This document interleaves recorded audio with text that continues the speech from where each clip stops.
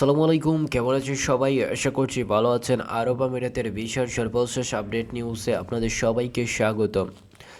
বর্তমানে আরব আমিরাতের রেসিডেন্ট ভিসাধারীদের জন্য দারুণ একটা সুখবর দিয়েছে আরব আমিরাত সরকার।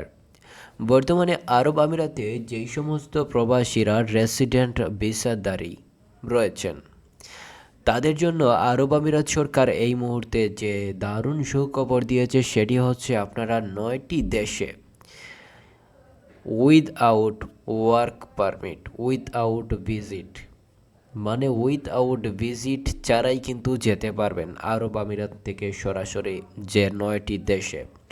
তবে কোন কোন দেশে যাওয়া যাবে সেটা এই মুহূর্তে আরব আমিরাত সরকার সেটা ঘোষণা করেনি। ঘোষণা করার সাথে সাথে আপনাদেরকে জানিয়ে দেবো যে এই চ্যানেলটি সাবস্ক্রাইব করে রাখবেন।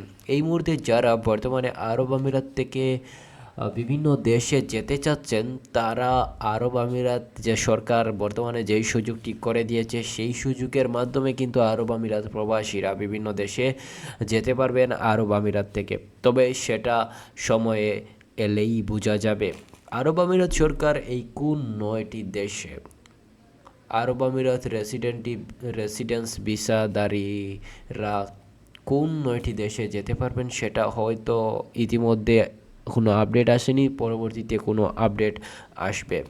তবে বর্তমানে বাংলাদেশ থেকে যারা আরব আমিরাতে এই মুহূর্তে যেতে চাচ্ছেন তারা এই মুহূর্তে কোনো যাওয়ার সুযোগ পাচ্ছেন না, কেননা এই মুহূর্তে বর্তমানে আরব আমিরাতের ভিজিট ভিসাও বন্ধ রয়েছে, অর্থাৎ ভিজিট ভিসায় ও বর্তমানে বাংলাদেশ থেকে সরাসরি যাওয়া যাচ্ছে না।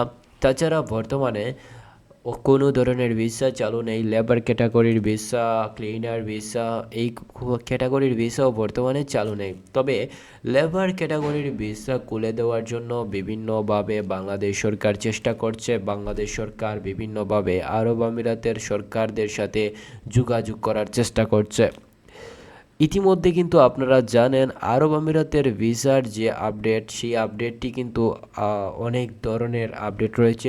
সেই আপডেটগুলোর মধ্যে সবচেয়ে গুরুত্বপূর্ণ আপডেটটি হচ্ছে বর্তমানে আরব আমিরাতে যারা ভিজিট ভিসায় আগে যেতে পারতেন সহজেই, এটা কিন্তু খুব কঠিন হয়ে গিয়েছে। ধীরে ধীরে কিন্তু আরব আমিরাত সরকার কঠিন করে তুলেছে বাংলাদেশিদের জন্য। বর্তমানে আরব আমিরাতে যারা যাবেন লেবার ক্যাটাগরির ভিসা, ক্লিনার ভিসা, এই ধরনের ভিসায় যারা আরব আমিরাতে যেতে চাচ্ছেন তারা কিন্তু এই মুহূর্তে কোনো কাগজপত্র জমা দিবেন না কোনো এজেন্সিতে, কেন এই মুহূর্তে আরব আমিরাতের কোনো ভিসা চালু নেই, কোনো ধরনের ভিসা ইস্যু হচ্ছে না। আপনারা দালাল কিংবা প্রতারকদের কাছ থেকে দূরে থাকবেন। ধন্যবাদ সবাইকে।